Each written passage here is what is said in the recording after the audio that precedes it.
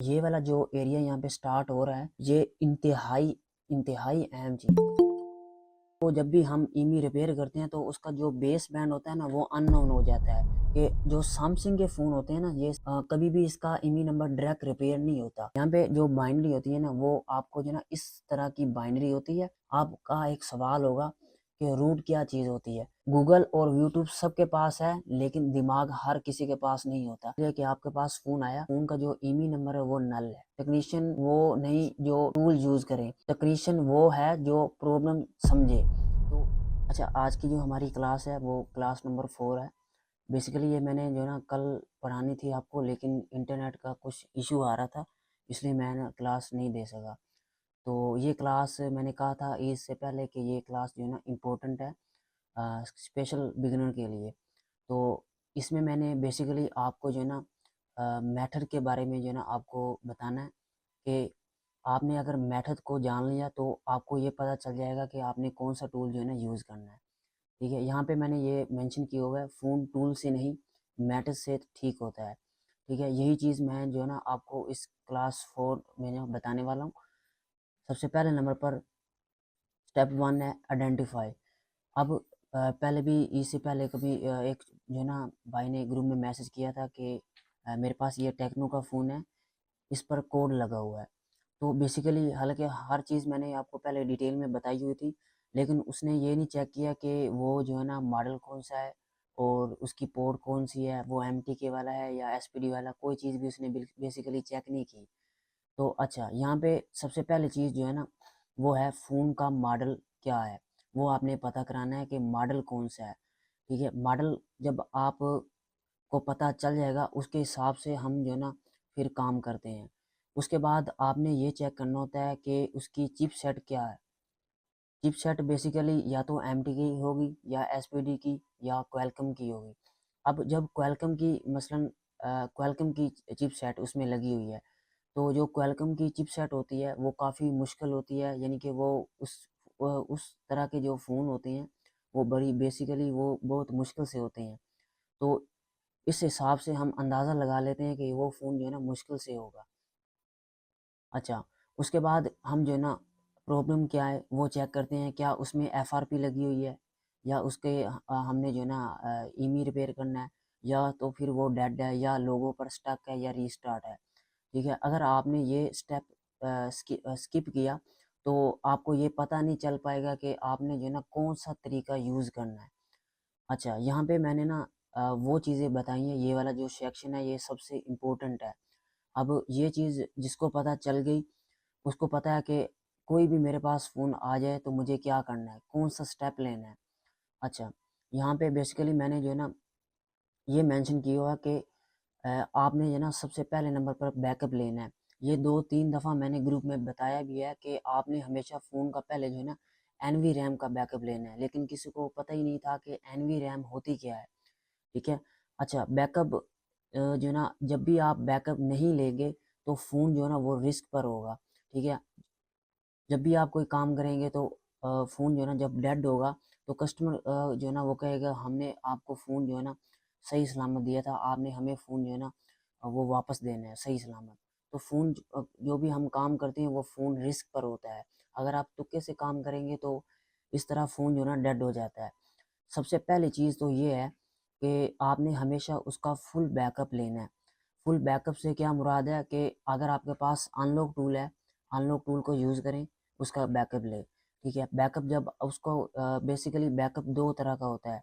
एक होता है फुल बैकअप, एक होता है उसका सिर्फ़ एनवी रैम का बैकअप लेना। ठीक है? अब आपने सबसे पहले नंबर पर उसका फुल बैकअप लेना है।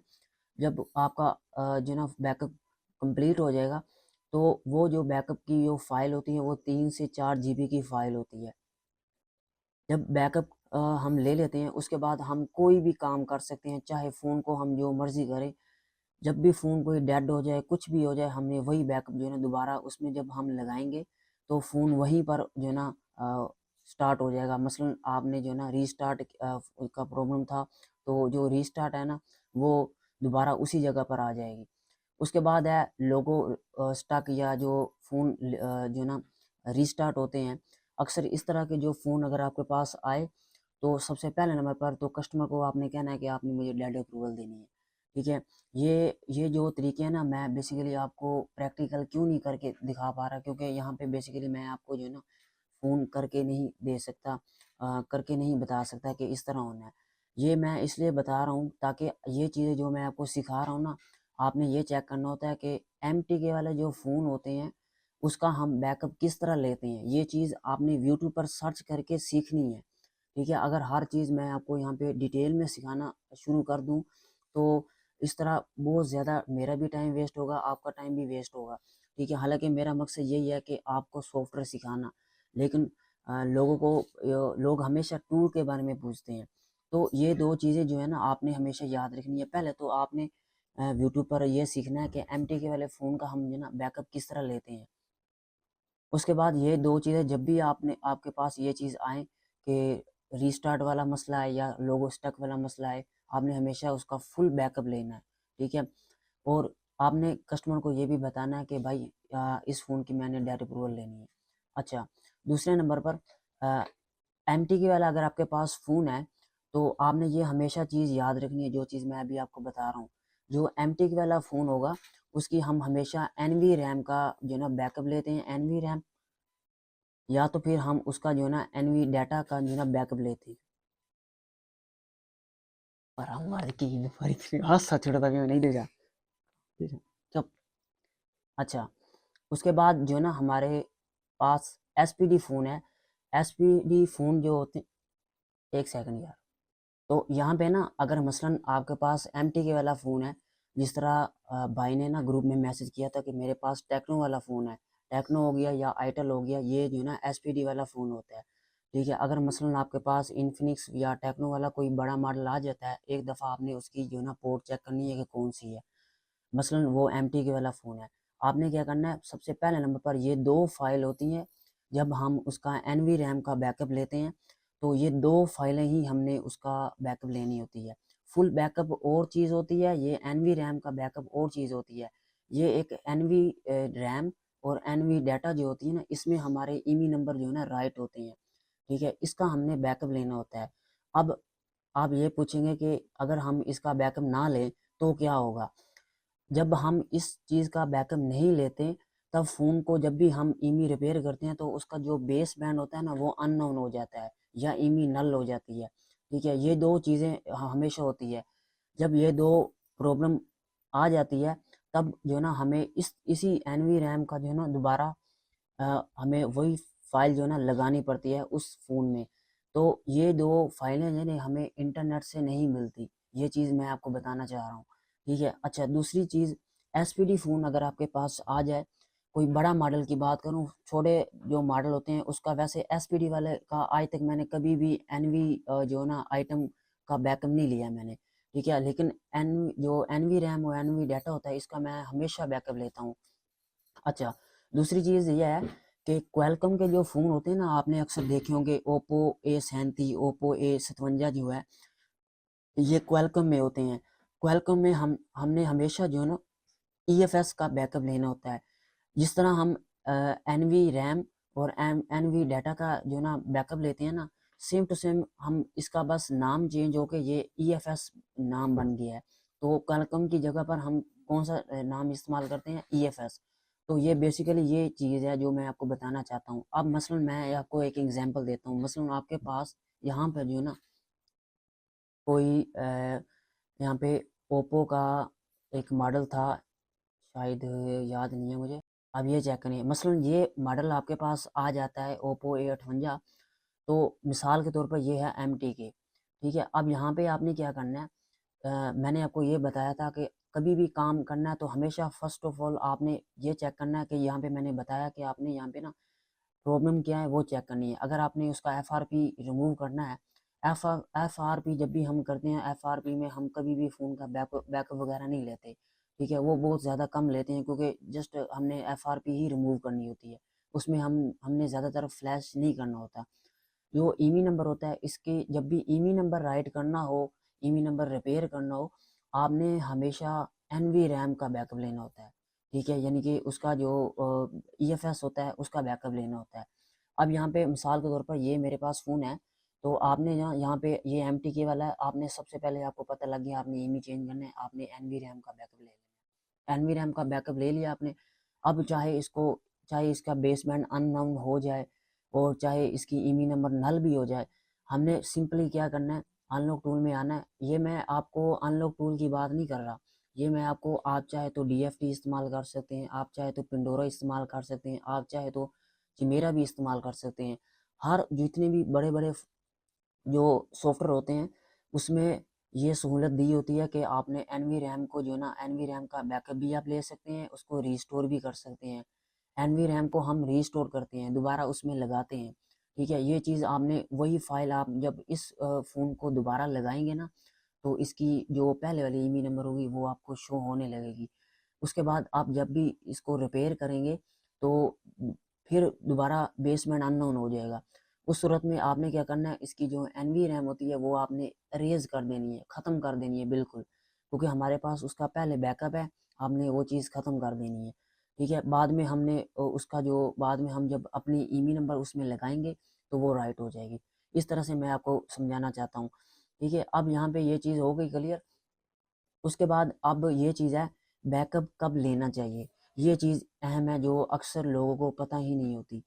ईमी नंबर रिपेयर से पहले आपने जो ना बैकअप लेना है। ठीक है, ईमी नंबर अगर आपने रिपेयर करना है तो कोशिश करें कि, वैसे मैं आपको ये प्रेफर करता हूँ कि आपने हमेशा पहले तो उसका NVRAM का बैकअप ले लेना है। दूसरे नंबर पर अगर वो ज़्यादा बड़ा मॉडल है, जो हैवी तरीन मॉडल है, उसका आपने मुकम्मल बैकअप ले लेना है। ठीक है, क्योंकि जितना आपका जो ना आपकी आदत होगी बैकअप लेने की उतना अच्छा होगा। ठीक है, जब भी कोई बड़ा काम हो आपने हमेशा उसका पहले फर्स्ट ऑफ ऑल तो बैकअप ले लेना है। अगर बड़ा काम करना है, कस्टमर से ज़्यादा पैसे आपने जो ना लिए हैं, तो हो सकता है फ़ोन डेड भी हो सकता है। और अगर फ्लैश से पहले आपने बैकअप लेना है, फ्लैश से पहले मतलब कभी भी चाहे कोई भी किस्म का फ़ोन आ जाए, आपके जहन में ये है कि इसको मैंने फ्लैश करना है। फ्लैश का ये मतलब होता है कि आपने उसमें गलत फाइल लगानी है, आप ये मान के चलिए। तो अगर आप उसमें गलत फाइल लगाएंगे, मसलन ये फ़ोन आपके पास है, आपने इसमें जो ना इसको फ्लैश करना है, तो यहाँ पे आपको 100% तो नहीं पता होगा ना कि इस फ़ोन की जो मैंने फ़ाइल लगानी है वो सही होगी। तो आपने हमेशा सबसे पहले इसका जो फ्लैश करने से भी पहले इसका मुकम्मल बैकअप लेना है। ठीक है, मैंने आपको बताया ईमी रिपेयर करना है तो आपने NVRAM का बैकअप लेना है, फ्लैश करना है तो सबसे पहले उसका फुल बैकअप लेना है। ठीक है, और अगर कोई ऐसी एप्लीकेशन है जो आप दोबारा दोबारा यूज़ करते हैं तो वो बाद में कोई ना कोई स्क्रीन पर एरर शो हो जाता है, वो सही से जो है ना चल नहीं पाती, उसको कहते हैं सॉफ्टवेयर इशू है ये। ठीक है, तो उस सूरत में भी हमने फ़ोन को फ्लैश करना होता है, तब भी आपने बैकअप लेना है। और या तो फ़ोन अक्सर ये बहुत ज़्यादा कॉमन मिस्टेक है जो लोग करते हैं, फ़ोन को वो हर वक्त जो है ना इंटरनेट चलाते हैं, अब इंटरनेट तो चलाना ही है उन्होंने, तो वो क्या करते हैं, वो फ़ोन ऑटोमेटिक अपडेट हो जाता है। जब वो अपडेट हो जाता है तो वो जो है ना लेटेस्ट सिक्योरिटी में चला जाता है, या तो फिर वो जो है ना उसकी कोई ना कोई सॉफ्टवेयर करप्ट हो जाता है, या फिर बाज़-औक़ात फ़ोन का जो टच है वो काम करना छोड़ देता है वो। तो उस सूरत में हमने जो है ना फ़ोन को फ्लैश करना होता है, और मैंने बताया फ्लैश से पहले आपने उसका मुकम्मल बैकअप लेना है।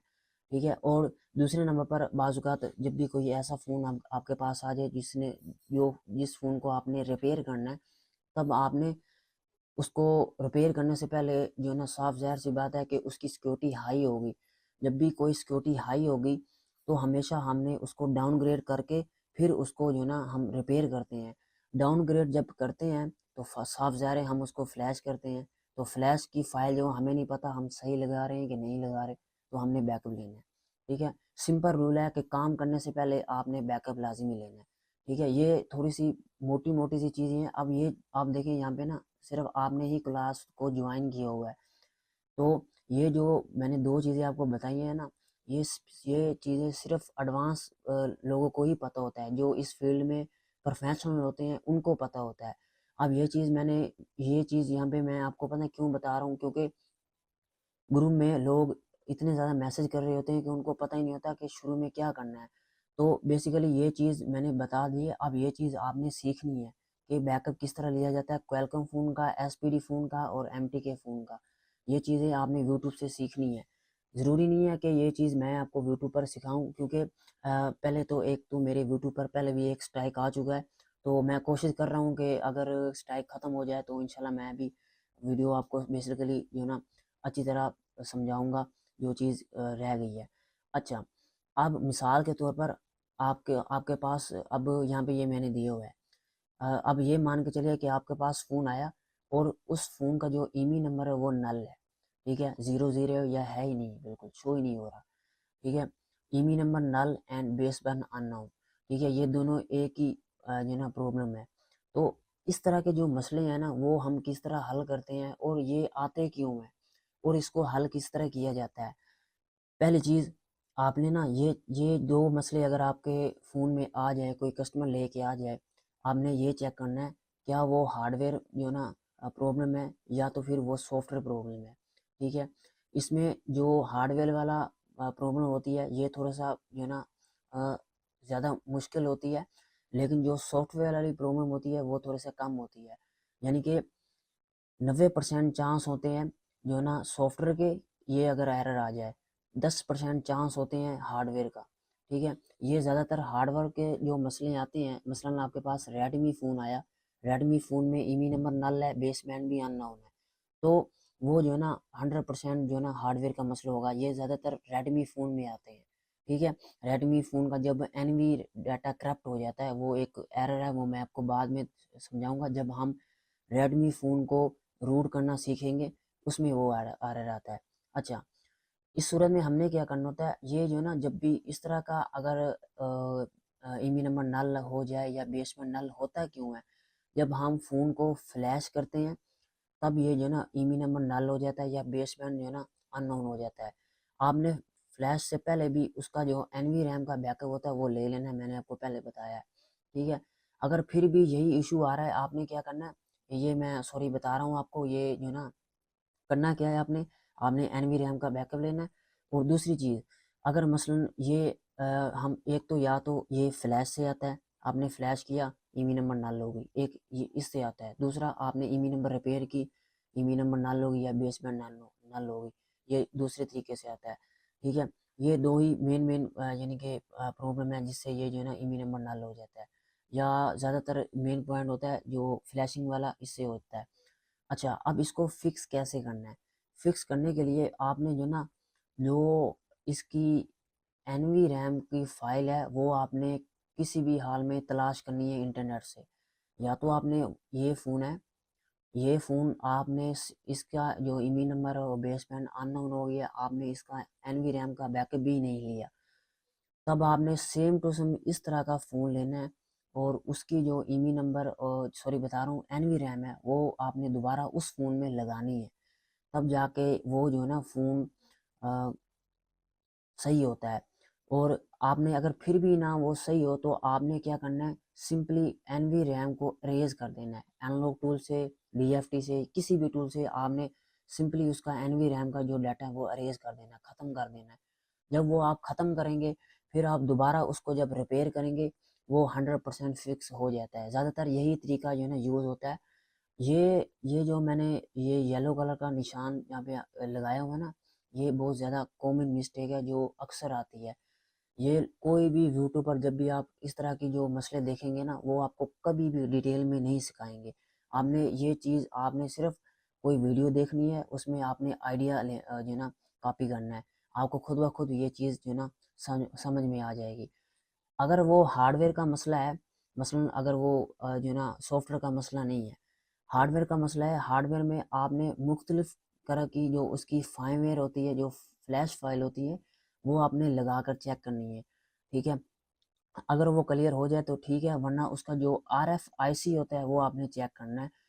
वो आर एफ आई सी जो होता है उसको आपने रीबाल करना है, तब जाके वो जो है ना फिक्स होता है, ठीक है। और यहाँ पर जो है ना आपने किसी भी एक टूल को जो है ना आपने सेलेक्ट कर लेना है, उस पर आपने काम करना है, ठीक है। और मेथड को आपने यूज़ करना है, जो आपके पास मॉडल है वो मॉडल आपने इंटरनेट पर सर्च करना है, उस हिसाब से चलना है, ठीक है। ये थी जो ना एनवी रैम जो नल हो जाती है उसका मैंने बताया, और सॉरी ईमी नंबर नल हो जाती है उसका मैंने आपको बताया। उसके बाद यहाँ पे जो है ना मेथड सेलेक्ट करो, ठीक है। आप देखें मसलन आपके पास कोई भी फ़ोन आ जाता है, एग्जांपल के तौर पर ये फ़ोन है, इस पर जो ना पिन लॉक भी लगा हुआ है, FRP लॉक भी लगा हुआ है। अब आपके जहन में एक चीज़ ही चल रही होगी, पता नहीं ये किस टूल से होगा। टूल नहीं, मैथड आपने चेक करना है कि यार ये इसका मैथड क्या है, इसका क्या मैथड है, क्या ये प्री लोडर से होगा, क्या ये बी रोम से होगा, क्या ये मीटर मोड से होगा, ठीक है, क्या ये ADB मोड से होगा, वो चीज़ चेक करनी है। सबसे पहले जो सबसे इम्पोर्टेंट चीज़ पता है क्या है, टूल नहीं पूछना, मैथड पूछना है आपने, वो भी इंटरनेट से। आपने मुख्तलिफ तरह की 5 से 6 वीडियो देखनी है, यही मॉडल आपने सर्च करना है और आपने जो है ना उसका जो मेथड है वो आपने कॉपी करना है। अब यहाँ पे मैंने आपको ना एग्जांपल दी हुई है। यहाँ पे मिसाल के तौर पर मेरे पास समसंग A06 है, उसकी जो FRP है वो लगी हुई है। अब मेथड कैसे चेक करना है, आपने इंटरनेट पर सिंपली सर्च करना है ये वाला और आगे आपने FRP सर्च करना है, टूल वगैरह का नाम नहीं आपने मेंशन करना। आपने ये चेक करना है कि क्या वो ADB मोड के ज़रिए उसकी FRP बाईपास कर रहा है, ठीक है।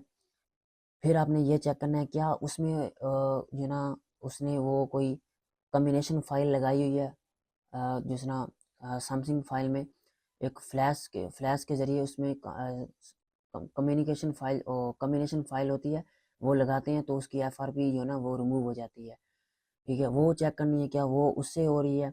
फिर टेस्ट पॉइंट से आपने चेक करना है क्या वो टेस्ट पॉइंट से कर रहा है। ये तीनों तरीकों जो ना आपने चेक करने हैं और आपने ये चेक करना है कि ज़्यादातर लोग इन तीनों तरीकों में से कौन सा तरीका यूज़ कर रहे हैं। 2 तरीका वो यूज़ कर रहे हैं, वो आपने तरीका भी यूज़ करना है, ठीक है। उसके बाद आपने ये जो ज़्यादातर ऑडियंस यूज़ करते हैं, सैम FW टूल है वो यूज़ करते हैं, या अनलॉक टूल यूज़ करते हैं, या कोई और टूल यूज़ करते हैं। यहाँ पे मैंने मेंशन किया हुआ है मेथड सेम है, टूल चेंज होगा, ठीक है। आपने मेथड को जो ना एक दफ़ा अगर पहचानना सीख लिया, तब आपको खुद ब खुद पता चल जाएगा कि ये मैंने कौन से टूल से करना है। अक्सर फ्री टूल में भी ये तरीका जो है ना अवेलेबल होता है, लेकिन जब लोग ये चीज़ ग्रुप में पूछते हैं ना, तो वो ना ये समझते हैं कि उसमें सिर्फ यही ऑप्शन है FRP रिमूव करने का। हालांकि एक स्टेप एक सॉफ्टवेयर में होता है, दूसरा स्टेप दूसरे सॉफ्टवेयर में होता है। अब लास्ट स्टेप पर टूल यूज़ करना है, उसके बाद आपने टूल को यूज़ करना है। जो भी आपको जो जब आपने तरीका जो है ना अ, आपको पता चल जाएगा, उसके बाद आपने जो है ना टूल को यूज़ करना है। यहाँ पे ना मैं चाहता था कि इस क्लास को जो है ना ज़्यादा लोग देखें और उनको पता चल पाए, ताकि नेक्स्ट टाइम वो इस तरह के जो सवाल होते हैं ना वो पूछते हैं कि किस टूल से होगा, वो ये ना पूछ सके। तो यहाँ पे मैंने क्लास रूल एक जो है ना मेंशन किया, ये मैं बाद में जब ये लेक्चर ख़त्म होगा तो मैं यहाँ पे ग्रुप में सेंड कर दूँगा। जो बंदा टूल पूछेगा उसका जवाब मैं नहीं दूंगा, उसका जवाब मैं उसको नहीं मिलेगा, ठीक है। जो बंदा मेथड पूछेगा उसको मैं गाइड जो उसको गाइड मिलेगी। सिंपल ये मैं रूल मैंने जो बनाया है ये मैं ग्रुप में सेंड कर दूंगा। बेसिकली वो टूल नहीं, उसको पता होगा कि यार करना क्या है। अच्छा, यहाँ पे ना हमारे बाकी दो जो टॉपिक है जो मैंने आपको यहाँ पे क्लियर करने हैं। एक तो ये how to check unlock and repair method यहाँ पे, और दूसरा है how to root a Samsung phone. ये बहुत ज़्यादा अहम चीज़ है आपके लिए। अच्छा, यहाँ पे मैं बता रहा था कि आपने ना कि इंटरनेट पर किस तरह चेक करना है कि कोई भी ऐसा फ़ोन है, एक तो वो अनलॉक कैसे होता है और दूसरे नंबर पर वो रिपेयर कैसे होता है। उसके क्या यानी कि जो ना अ, क्या ऐसी निशानी है जिससे पता चलता है कि वो यार रिपेयर हो पाता है कि नहीं हो पाता। सिंपली ये चीज़ मैं आपको बताने वाला हूँ। इस काम में आइडिया एंड मेथड कॉपी करना होता है, ठीक है। ये चीज़ मैं आपको बता रहा हूँ। अब यहाँ पे मैं ना यही मॉडल आपको सर्च करके ना बताता हूँ। ये मॉडल मैंने सर्च किया। अब यहाँ पे एग्जांपल के तौर पर मैंने जो ना यहाँ पे सर्च करता हूँ ईमी रिपेयर, ठीक है। अब यहाँ पे आपने ये चेक करना है, मैं यहाँ पे ये चीज़ आपको नहीं समझा रहा कि आपने सर्च करना है और ये वीडियो चेक करें वो आपको बता देगा, नहीं। ये चेक करें, ये DFT आ गया, यानी कि इसका मतलब ये है कि ये DFT से होता है, यानी कि DFT से ज़्यादातर लोग कर रहे हैं, ठीक है। उसके बाद यहाँ पे ये चेक करें कोई भी चीज़ नहीं यहाँ पे मेंशन हो रही। उसके बाद यहाँ पे ये फार्मवेयर यहाँ पे आ रहा है, इसका मतलब ये है इसकी फार्मवेयर भी ज़्यादातर लोग यूज़ कर रहे हैं।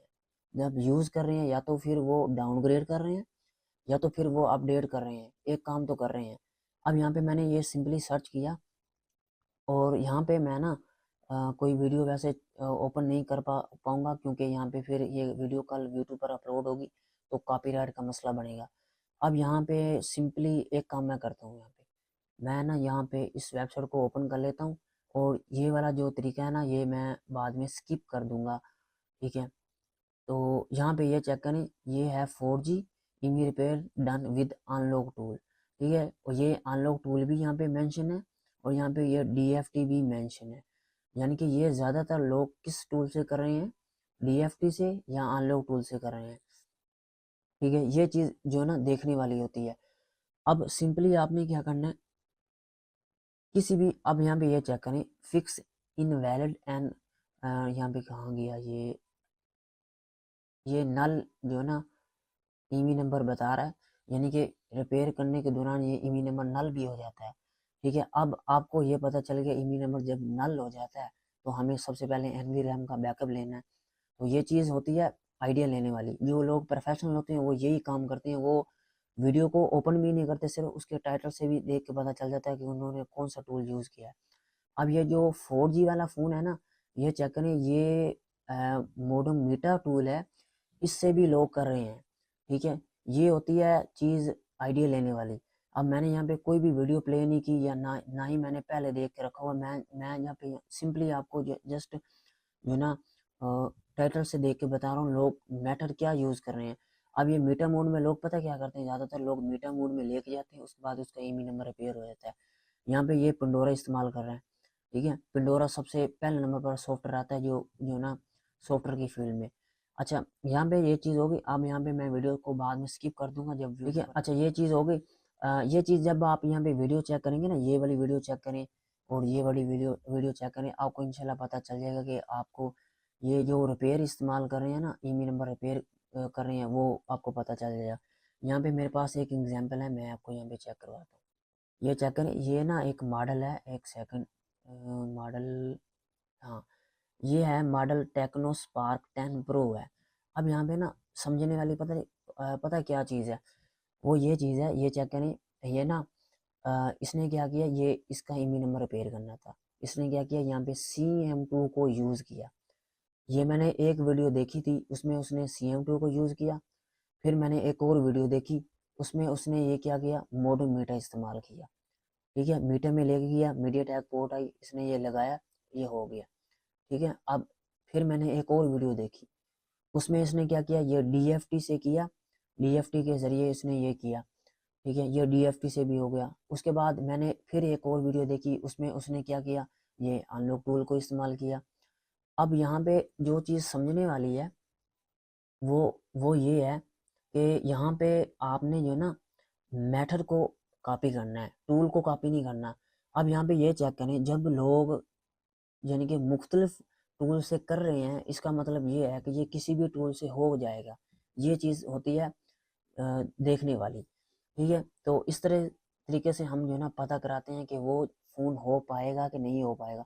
जब भी कोई फ़ोन आ जाए, उसका चाहे FRP हो, लॉक आपने अनलॉक करना हो, आपने इंटरनेट पर सर्च करना है, मेथड चेक करनी है, उसके बाद आपको पता चलेगा। तो यहाँ पे ना बेसिकली यहाँ पे मैं आपको बता देता हूँ। अब यहाँ पे ये वाला जो एरिया यहाँ पे स्टार्ट हो रहा है, ये इंतहाई इंतहाई अहम चीज़ है। अब यहाँ पे जो हम ये चीज़ स्टार्ट करने वाले हैं, ये how to root a Samsung phone. ये आप किसी भी सैमसंग फ़ोन को अगर आपने रूट करना है, तो आप ये जो ना मैं जो आपको अभी तरीका बताने वाला हूँ, ये आपने सिंपली यही तरीका होता है सैमसंग फ़ोन को रूट करने का। आपका एक सवाल होगा कि रूट क्या चीज़ होती है। रूट बेसिकली ये चीज़ है कि जो सैमसंग के फ़ोन होते हैं ना, ये सिर्फ सैमसंग कंपनी की बात कर रहा हूँ मैं। ये जो ना कभी भी इसका ईमी नंबर डायरेक्ट रिपेयर नहीं होता। इसको हमने सबसे पहले जो ना रूट करना होता है। रूट का एक जो ना एक तरीका होता है, एक मेथड होती है, वो मैं आपको बताने वाला हूँ। वो आपने सीखनी है और बड़ी ध्यान से सीखनी है। ये जो चीज़ें मैंने यहाँ पे मेंशन की है, इस PDF का जो लिंक है ना, वो मैं आपको ग्रुप में दे दूंगा। आपने ये चीज़ दोबारा देखनी है, इंशाल्लाह आपको फिर कभी आपने ना ग्रुप में आप ये नहीं पूछेंगे कि सैमसंग फ़ोन को रूट किस तरह करना है। अगर आपने ये चीज़ सीख ली, तो आप किसी भी फ़ोन को जो है ना रूट कर पाएंगे। अच्छा, यहाँ पे ना सबसे पहले चीज़ सैमसंग जो फ़ोन है ना उसको रूट करने से पहले सबसे पहले हमने जो है ना उसकी बाइनरी चेक करनी होती है। अब आप ये कहेंगे कि बाइनरी होती क्या चीज़ है, ठीक है। यहाँ पे ना सिंपली मैं आपको बताता हूँ कि बाइनरी क्या चीज़ होती है। बाइनरी होती है, यहाँ पे जो बाइनरी होती है ना वो आपको जो ना इस तरह की बाइनरी होती है, ये आपको बिल्ड नंबर के नीचे मिलेगी। अब मसलन मेरे पास ये फ़ोन है, ये चेक करें, इसको मैं कॉपी करके यहाँ पे मैं ना पेस्ट करता हूँ। अब चेक करिएगा यहाँ पे ये कौन सा मॉडल बनता है, ये बनता है A12। ये मसलन सैमसंग A12 है मेरे पास। अब यहाँ पे ना आपने ये चेक करना है, ये इस तरह की बिल्कुल सेम टू सेम जो मॉडल होगा वो मॉडल आपको यहाँ पे मेंशन होगा। और यहाँ पे ना एक दो जो ना अल्फ़ाबेट हो गए जो सेम टू सेम हो गए। ये एक्स होगा किसी की जगह पर, एस होगा किसी की जगह पर, कोई भी चीज़ आ सकती है। जब वो दो ये जो दो होंगे ना ये आपस में डबल होंगे, उसके जो नेक्स्ट वाला होगा ना ये वाला U3, ये इसकी बाइनरी होती है। अब U1 से लेकर U9 तक बाइनरी होती है, ठीक है। तो ये चीज़ मैं आपको बताना चाहता हूँ। अब यहाँ पे ये चेक करिए, ये U3 है, तो U3 जो है ना वो इसका मतलब ये है ये U3 बाइनरी है। और बाज़ औक़ात जो बड़े मॉडल होते हैं जो 70,000 से 80,000 से ऊपर फ़ोन होते हैं, वो उनकी जो बाइनरी होती है, जो आपको एज वाले फ़ोन होते हैं सैमसंग के, वो S1 से लेकर S9 तक उस उनकी बाइनरी होती है, ठीक है। बेसिकली ये वो फ़ोन होते हैं जिनकी बाइनरी S से स्टार्ट होती है। और यहाँ पे जब आपने कभी भी जो है ना कोई सैमसंग फ़ोन आया तो आपने बाइनरी के हिसाब से चलना होता है, ठीक है। अब यहाँ पे ना हमारा ये था छोटा सा सेटअप जो आपने चेक करना है। अब यहाँ पे आपने क्या करना है, यहाँ पे हमारा जो सेक्शन स्टार्ट हो रहा है वो है how to root a Samsung phone. Samsung phone को किस तरह हम रूट करते हैं वो मैं आपको बता रहा हूँ, ये चीज़ें आपने लाजमी याद रखनी है। पहले हमने ना उसकी OEM अनलॉक करनी होती है। OEM अनलॉक करने के लिए हमने सेटिंग में जाना है, डेवलपर ऑप्शन में जाना है, और वहाँ पर आपने जो है ना OEM आपको देखने को मिलेगी। अगर आपको वहाँ पे OEM नहीं मिलेगी, यहाँ पे ये चेक करें, आपने यहाँ पे अबाउट में आना है, बिल्ड नंबर पर आपने 7 दफ़ा जो है ना टाइप करना है। तो जब 7 दफ़ा टाइप करेंगे तो ये डेवलपर ऑप्शन ऑन हो जाएगा। उसके बाद यहाँ पर एक स्टेप है जो अगर आपने मिस कर दिया तो ये जो OEM वाला ऑप्शन है ये कभी भी ऑन नहीं हो पाएगा। वो क्या है, वो ये चीज़ है, एक सेकंड, वो ये है कि यहाँ पर आपने वाईफाई लगानी है, ठीक है। कभी भी आपने किसी भी सैमसंग फ़ोन की OEM अगर अनलॉक करनी है, हमेशा उसमें वाईफाई लगानी है। चाहे उस सिम में उस फ़ोन में सिम भी हो, उसके उस पर जो है ना इंटरनेट चल भी रहा हो, तब भी आपने उसमें वाईफाई लगानी है, ठीक है। वाईफाई के ज़रिए ही उसकी OEM जो है ना अनलॉक होती है, ये चीज़ मैं आपको बता रहा हूँ। अगर ये स्टेप आपने मिस कर दिया तो उसका सारा का सारा सॉफ्टवेयर जो है ना वो करप्ट हो जाएगा, ठीक है। अच्छा, उसके बाद ये चीज़ हो गई। उसके बाद आपने ना ये जब हम ये कर लेते हैं, ये बूट जो है ना OEM अनलॉक हो जाती है, यहाँ पे आपने ये टिक आपने इनेबल करना है। उसके बाद आपने जो है ना सिंपली, ये था स्टेप नंबर 1। उसके बाद आपने उसका बूट लोडर अनलॉक करना है। बूट लोडर हमेशा अनलॉक करना है। और एक भाई ने ग्रुप में मैसेज भी किया था कि ये ना इसका बूट लोडर जो है ना अनलॉक था पहले, अब अगर मैं इसको बंद कर दूं तो इसका ईमी नंबर रिपेयर हो पाएगा कि नहीं हो पाएगा। अब हालांकि उसको पता कुछ चीज़ का भी नहीं था, अब वो क्या कर रहा था, सिर्फ तुक्के से काम कर रहा था, चीज़ को समझ नहीं होती है। मैं पहले मैसेज करने वाला था कि बूट लोडर होते क्या चीज़ है ये बताओ मुझे, और बूट लोडर अनलॉक क्यों करते हैं पहले ये बताओ। तो मैंने कहा छोड़े, मैं इस क्लास में उनको बताऊंगा कि ये क्या चीज़ होती है, और नेक्स्ट टाइम आपने इस तरह के जो सवाल है वो ग्रुप में नहीं करने। बूट लोडर जो ना एक किस्म की सिक्योरिटी होती है, अगर वो हम अनलॉक ना करें तो ना हम उसको कभी भी जो ना उसको रिपेयर नहीं कर पाएंगे, ठीक है।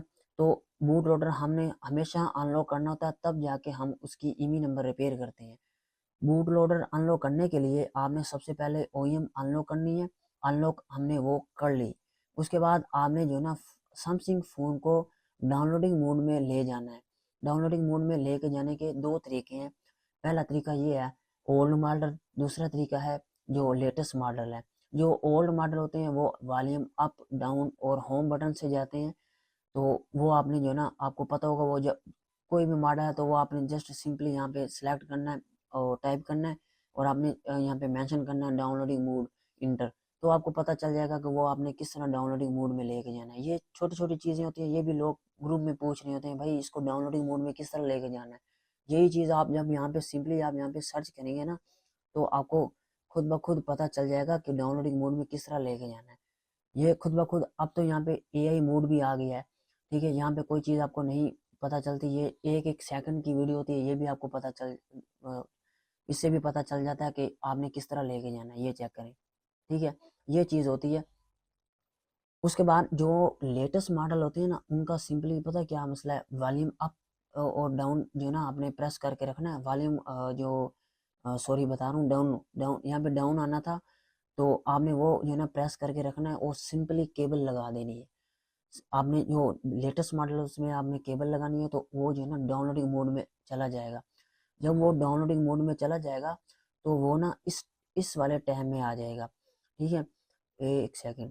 ठीक है, यहाँ पे आपको ना इस तरह की वार्निंग शो होगी जब भी हम किसी फ़ोन सैमसंग फ़ोन का ओईएम अनलॉक करते हैं, तो इस तरह की वार्निंग आ जाती है। आपने यहाँ पे ना सिंपली यहाँ पे आपको 3 ऑप्शन देखने को मिल जाएंगे। एक होगा वॉल्यूम अप, जब आप एक दफ़ा प्रेस करेंगे तो ये ना डाउनलोडिंग मोड में चला जाएगा, लेकिन हमने डाउनलोडिंग मोड में नहीं लेके जाना। ये डाउनलोडिंग मोड का पहला जो ना आप ये कह सकते हैं दरवाज़ा है। आपने यहाँ पे जो सेकंड वाला ऑप्शन है वो है वॉल्यूम अप लॉन्ग प्रेस, और ये करने से डिवाइस जो ना अनलॉक मोड में चली जाती है, उसका बूट लोडर अनलॉक हो जाता है। आपने वॉल्यूम अप जो ना वो प्रेस करके रखना है, तो इस वाले टैब में आप आ जाएंगे, और यहाँ पर आपने सिर्फ सिंपली एक दफ़ा वॉल्यूम अप प्रेस करना है, तो इसका ये जो ना अनलॉक बूट लोडर हो जाएगा। ठीक है, तो ये चीज़ थी, ये चीज़ होती है आपको समझाने वाली। और यहाँ पे आपने हमेशा वाईफाई लगा के रखना है। ये हमने बूट लोडर अनलॉक कर लिया। ठीक है, अच्छा, उसके बाद बूट लोडर अनलॉक हो गया, हर चीज़ क्लियर होगी। अब यहाँ पे ना मैं आपको एक चीज़ समझाता हूँ।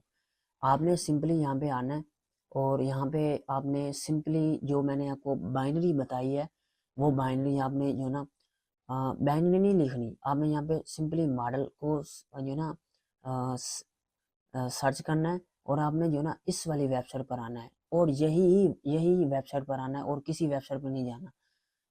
सैम FW वेबसाइट पर आपने जाना है। अब यहाँ पे मैंने बताया हुआ था ये हमारे पास बाइनरी कौन सी थी, बाइनरी थी हमारे पास U3। ठीक है, तो U3 जो ना हमने बाइनरी की जो फाइलवेयर है वो डाउनलोड करनी है गूगल से। आपने ना वो फाइलवेयर जो ना आपने डाउनलोड कर लेनी है। उस फाइल में ना आपको एक एपी की फाइल मिलेगी। ठीक है, एपी की फाइल मिलेगी। उस एपी के फाइल को जो ना आपने जो ना कॉपी करना है। ठीक है, वो मैं आपको बताता हूँ कैसे। सबसे पहले आपने जो ना यहाँ पे नॉर्मल जो रूट का तरीका होता है ना, वो हम मैजिक से करते हैं या TWRP तरीका यूज़ करते हैं। अब आप कहेंगे ये क्या चीज़ होती है। जो मैजिक्स है ना, ये एक छोटी सी एप्लीकेशन है, इससे हम सैमसंग फ़ोन को जो है ना रूट करते हैं। और एक TWRP मेथड है, वो भी हम ट्राई करते हैं, लेकिन ज़्यादातर हम मैजिक्स ही यूज़ करते हैं। आपने सिंपली जो है ना गूगल पर जाके मैजिक्स जो ऐप है ना, इसको आपने डाउनलोड कर लेना है। आपने इसको ओपन करना है, और ये जो पहली वेबसाइट है इसका जो लेटेस्ट वाला वर्जन है ना, वो आपने डाउनलोड कर लेना है। इसको आपने डाउनलोड करके अपने फ़ोन में जो ना इंस्टॉल करना है। ये एप्लीकेशन इंस्टॉल हो गई। अच्छा, उसके बाद यहाँ पर आपने सिंपली जो ना जो आपने फाइलवेयर डाउनलोड की थी, उसके अंदर आपको एक एपी की फ़ाइल मिलेगी। उस एपी के फ़ाइल को आपने जो ना फ़ोन में जो ना डालनी है। एपी के फ़ाइल को आपने फ़ोन में डालनी है, फ़ोन की मेमोरी में, फ़ोन की मेमोरी में डालनी है। उसके बाद आपने जो ना सिंपली यहाँ पे जो ना मैं यहाँ पे आपको बताता हूँ, ये चेक करें। यहाँ पे ना सिंपली एक सेकंड, कहाँ गई ये, अच्छा यहाँ पे नहीं है वो। तो सिंपली आपने यहाँ पे ना उस फाइल को आपने एपी के फाइल को आपने फ़ोन में ये ना पेस्ट करनी है। और आपने ना मजिस्ट को ओपन करना है। मजिस्ट को ओपन करके आपने उसमें जो है ना मजिस्ट आपने जो है ना मजिस्ट वाली ऐप को ओपन करना है और आपने उस मजिस्ट वाली जो ऐप है ना उसमें आपने वो एपीके फाइल जो है ना सेलेक्ट करनी है। ठीक है, ये चेक करें, ये इस तरह की मजिस्ट ऐप होती है। आपने यहाँ पे सिंपली जो है ना मजिस्ट वाली ऐप को ओपन करके एपीके फाइल को सिलेक्ट करना है। एक सेकंड में बता देता हूँ आपको। ठीक है, अब ये वाला जो स्टेप है ना मजिक्स वाला, ये इंतहाई अहम स्टेप है। ये आप ये जितना आप अपने दिमाग को ये कहेंगे यार ये पता नहीं क्या जलालत है यार, बहुत मुश्किल है, यकीन माने ये जो रूट वाला तरीका है ना ये सबसे अमेजिंग मेथड है। ये ऐसा मेथड है, अगर आपने एक दफ़ा सीख लिया ना आपको कभी भी ज़िंदगी में एक भूलेगा नहीं। और अगर किसी को आपने करते देख लिया तो आप कहेंगे पता नहीं यार ये कर क्या रहा है, मुझे समझ नहीं आ रही। ये बहुत ज़्यादा मतलब ना अमेजिंग वाला तरीका है। आपने एक दफ़ा इसको लाजमी सीखना है ताकि नेक्स्ट टाइम आप कभी भी किसी से ना पूछ पाए। अच्छा, यहाँ पे ना ये म्यूजिक ऐप है, यहाँ पे आपने इंस्टॉल पर क्लिक करना है तो आपको यहाँ पे ये वाली चीज़ शो होगी। आपने यहाँ पे सेलेक्ट पैच फाइल आपने सेलेक्ट करनी है और यहाँ पे आपने वो जो ये बूट फाइल है ना, यहाँ पे आपने पूरी की पूरी जो एपीके फाइल होती है ना वो आपने यहाँ पे सेलेक्ट कर लेनी है। एपीके फाइल सिर्फ ये एपीके जो फाइल है ना इसमें आपको टोटल जो है ना यहाँ पे बता रहा हूँ आपको, एक बीएल, एक सीएल, एक सीपी और एक एपीके फाइल मिलेगी। आपने सिंपली एपी की जो फाइल है वो आपने जो है ना यहाँ पे सेलेक्ट कर लेनी है। ये तकरीबन 3.5 से 4 जीबी की फाइल होगी, वो आपने सेलेक्ट करनी है। तो आपका जो यहाँ पे आपने जब ओके प्रेस करना है तो आपका जो फ़ोन है ना वो जो फाइल होती है वो पैच करना स्टार्ट हो जाएगी इस तरह से। तो वो जो पैच होना है ना वो स्टार्ट हो जाता है, ये इस तरीके से ना जो पैच होना स्टार्ट हो जाता है। यहाँ पे ना आखिर में डन वाला ऑप्शन शो होता है। जितनी देर डन वाला ऑप्शन ना शो हो तकरीबन 5 से 10 मिनट लेता है। 10 मिनट बात कर रहा हूँ मैं आपको, 10 मिनट ये लेता है। 10 मिनट आपने इंतज़ार करना है और 10 मिनट के बाद यहाँ पे ये ऑल डन जब शो हो जाएगा तब आपने यहाँ पे रीबूट पर क्लिक नहीं करना। आपने सिंपली क्या करना है, यहाँ पे आपने आ जाना है उस फाइल को जो आपने जो ना यहाँ पे मैंने ये मेंशन भी किया है। आपने send APK file from PC to the phone, आपने कंप्यूटर में से फोन को फाइल देनी है एपीके फाइल।